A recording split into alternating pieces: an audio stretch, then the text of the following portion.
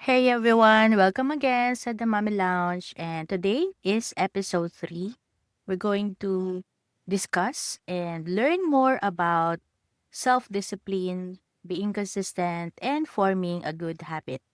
So gusto kong ipangalanan tong episode na to na Sow an Act, Rip a Habit. Okay? So it's like setting a consistent routine, yung paggising ng maaga tuwing umaga, and i-resist yung temptation na pindutin niyo pa or ng mga anak niyo yung snooze button. So, everyday, problema namin yan dito sa bahay. Isa sa mga anak ko, especially my daughter, has that habit of pag tuwing 4 a.m., she would always snooze her alarm clock and even tell me na, Mama o Nanay, can I have 5 more minutes or 10 more minutes? And then she will go back to bed and ayun na, tutulog onte, gigising mga 4:05 or 4:10 in the morning. And that will lose her a few more minutes to prepare for school.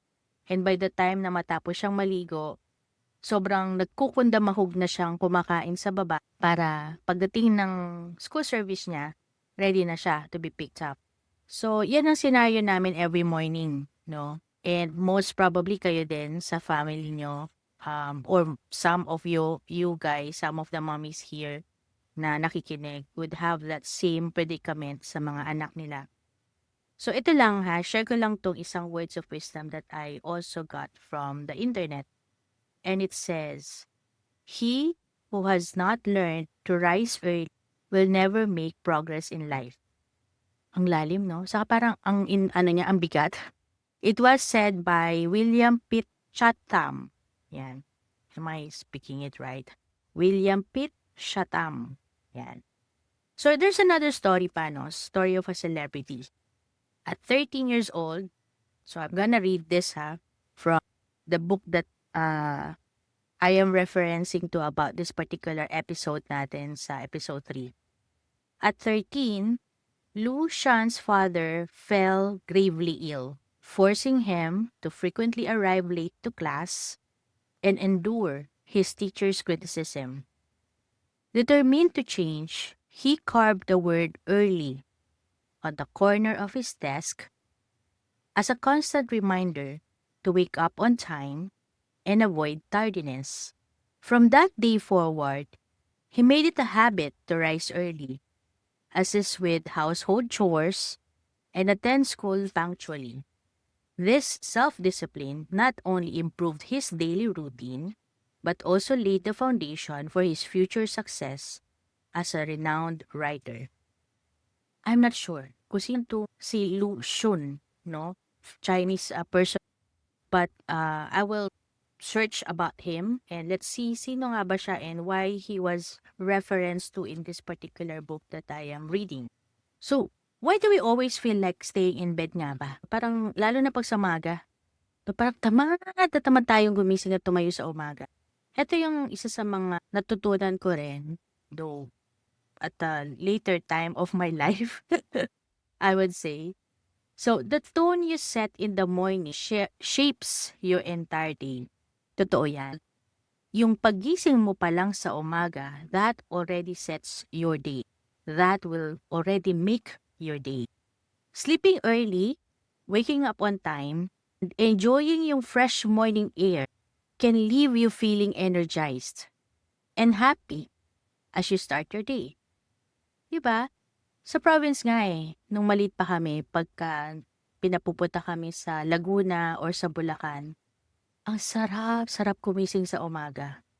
Ang sarap ng simoy ng hangin, ang sariwa, tapos ang sarap ng dampi ng araw sa skin mo. And pag gumising ka nga ng umaga, no, yung parang mukhang liwayway pa lang, iba ang dating. Talagang feel na feel mo yung nature, feel na feel mo yung energy, yung good vibes, yung positive vibes na nagsusurround sa'yo. And yun yung mga moments na parang masasabi mo, oh God, thank you for this day. Parang ganun ang moment niya. Down the road, no, as we grow old,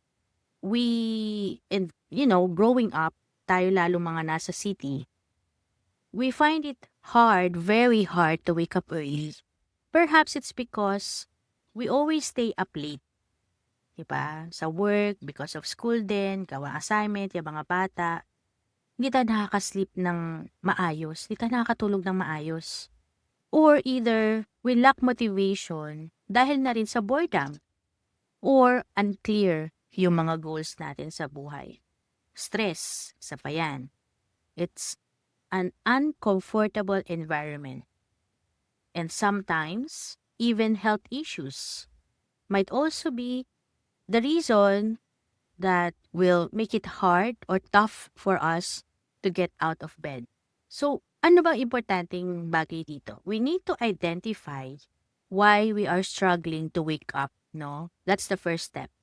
Why are we struggling to wake up? And nabanggit ko yung mga reasons or mga possible reasons why people, students, and even adults would find it hard to wake up early in the morning. Once na na-address nyo yan, na-identify nyo yung reason or reasons, you'll find it easier to greet each morning feeling refreshed and ready to go. Now, how to develop a habit of waking up early? So listen up. Waking up early helps clear our mind and fills us with energy.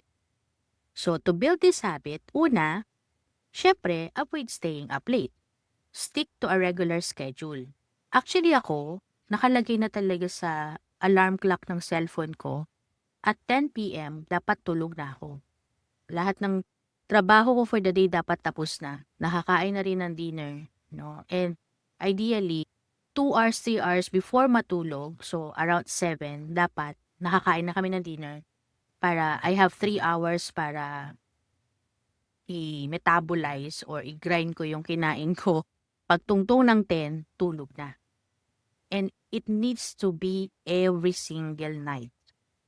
So, kapag may estudyante naman kayo, tignan nyo yung kanyang schedule, tulungan nyo na muna sa simula and see if upon her return from school, would she be able to eat early? Like ako, sinimulan ko ng magluto agad ng maaga, like 3 o'clock, 4 o'clock in the afternoon, nagluluto na ako. Para pagtungtong ng 5, 6, nagdi-dinner na kami, 7 hanggang mga around 8, 9, no, we do our thing like homework, additional na gagawin pa sa trabaho, ganyan. And pagtuntong ng 10, dapat tulog na. But it needs to be consistent. So set that alarm, no, and ask your students as well and your children to set that alarm to remind themselves to wake up early. Tulad na lang yun, yung narinig nyo sa background, that's an alarm for me to start working na. Pero before that, let me finish up this episode number 3 na to. Okay, secondly, para makadevelop daw tayo ng habit of waking up early is start with small goals. So, aim to wake up early for 1 week. Yan. So, set nyo yun, alarm nyo, 10 p.m. or 9 p.m. every day for 7 days. Make sure that you consistently follow your routine. Then, extend it gradually to a month. So, 1 week muna, then 2 weeks, then 3 weeks, then 1 month. Eh di ba nga sabi nila, it takes about 21 days to do or to make a habit or to even break a bad habit. And then later, yun, good na for 1 year. This helps your body develop a consistent biological clock. Yung tinatawag ko rin minsan na body clock. So, it's true. It's true. Kasi before ako mag-decide na 10 p.m. tulog na ako, I usually, tulog na ako 1 o'clock in the morning, 2 o'clock. Sometimes I even extend up until 6 a.m. bago ako matulog. And it's not a good habit, guys. Kasi katawan natin starts to repair the damaged cells and all at around or between 10 p.m. to 4 a.m. ng time natin. So imagine if mga ganong oras, gising ka pa. So yung katawan mo hindi nakaka-repair, hindi nakaka-recover sa magdamag o sa maghapon na toxicity ng buhay. So we deserve that, no? We need to give our bodies that chance to recover, to rest, and to rest early, no, hindi staying up late. So by doing that, no, 1 week, 2 weeks, mga small goals, you'll soon realize, ma-observe mo yan, that you're making a good habit na. Eh, nagiging consistent na siya. Nagiging yun na yung norm ng katawan nyo. Body clock o biological clock, ika nga nila. Then thirdly, find morning activities that you enjoy. So, maybe choose a hobby or an activity na nag-e-excite sa inyo in the morning to make waking up something to look forward to. Like ako, I usually look forward to doing the breakfast and baon of my kids as early as 3 and 4 a.m. Ayan. Pinaka-late ko na ata nagising 4:30 eh. Pero isang beses lang yon. And sobrang hindi ko na inulit kasi nakulangan talaga ako ng oras sa pagpe-prepare ng baon ng mga bata. So I make it a point na kahit gaano ako kapagod at 3 or 4, no, latest na talaga yung 4 a.m. in the morning, gumigising na ako to prepare the baon of the kids and their breakfast. And now, pag ganyang wala ng pasok, medyo ina-adjust ko na din yung tulog ko. No, I know that at around 7 or 8, I'll be doing my work na. No, working from home po kasi ako. So, at around 6 a.m. naman or 6:30, I get up and prepare for their breakfast para kung sino man yung maunang gumising. And what I'm also looking forward to, lalo na pagka whether may pasok o wala ang mga bata, is yung mga coffee talks ko with my husband. And it's every morning, whether meron kaming nakitang bagong news sa TikTok or siya, may na bago siyang nakita sa Facebook or what not, we discuss those. No, whether sa celebrity, sa nangyayari sa bansa natin, or sa Amerika, or sa China, we always talk those things and kind of brainstorm pa nga on why doon nangyayari yon. Kind of ina-analyze namin lahat ng mga pinapanood namin no, online. And if there's something funny, we also talk about it and share it. And yun yung mga nililook forward ko. No, I even thought of um putting together a podcast show for that. Kaya lang sobrang mahiyain pa yung husband ko. And sabi niya, para lang daw sa ears ko yung mga pinagsasabi niya. So, sabi ko in due time, no, siguro pag dalawa na lang talaga kami, matanda na kami, I'll make sure na gagawin pa rin namin yung podcast na yan. And you'll find it very amusing and interesting because he has a lot to say and he has a lot of parang different and positive and good perspective. And dun ko minsan nare-realize na, nga no, that's a good point or that's a different point, that's a different angle on tackling on things.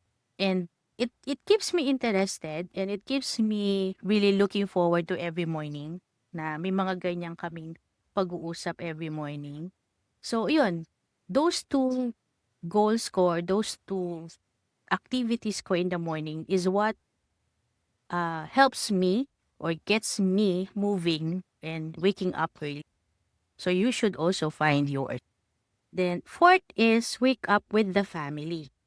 So try waking up early together with your family. Competing and encouraging each other can help maintain motivation. Well, ito hindi pa naman namin nagawa to. Yung magko-compete kami or like we're going to have like a fun game about waking up early. But for other families, it might work, no? Yung parang tipong, sige, kung sino yung pinakamaagang magising, may reward or something, or sino yung consistently na maagang nagigising, may prize siya, ganyan. So, that could be a motivation as well, di ba? So, whatever works, I guess, for your family, yun yung sundin nyo, yun yung simulan nyo. And it's always good to do activities as a family. Kasi, it will be a tradition later on. No? So, pagka wala na kayo and then yung kids nyo na lang yun nandyan, magkakaanak din sila, magkakaapo, they would probably and surely pass it on to the next generation. And what they're passing on is something good, no? Something positive. Waking up early is something positive. Resting early as well in the evening is also something positive. Creating that habit of waking up early is something positive. Self-discipline, motivation, those are all positive that they can um, kind of pass on to the next generation. That's why I highly encourage everyone, mommies, daddies, who are listening to this podcast episode to do these positive activities together as a family. And then lastly, stay consistent. Form a routine and then stick to it. Regularity is the key to making waking up early a lasting habit. And we all know, no, na with consistency, waking up early will become second nature and set. Hopefully, na-inspire kayo dyan sa episode 3 na to. And simulan nyo na yan, yung ganyang habit of waking up early. I think ang pinaka gusto ko sa pointers na natutunan natin for today is doing activities together as a family. And that's one thing that I have in my family has been strongly advocating. We always do things together as much as we can because we know doing things together makes our bonds stronger, makes us closer, and makes us understand each other better. And it paves the way, yun nga, for good habits, good activities be passed on to the next generation. That's it. That's episode 3. And thank you for listening kay Mami Loy here in the Mami Lounge. And till next episode, ta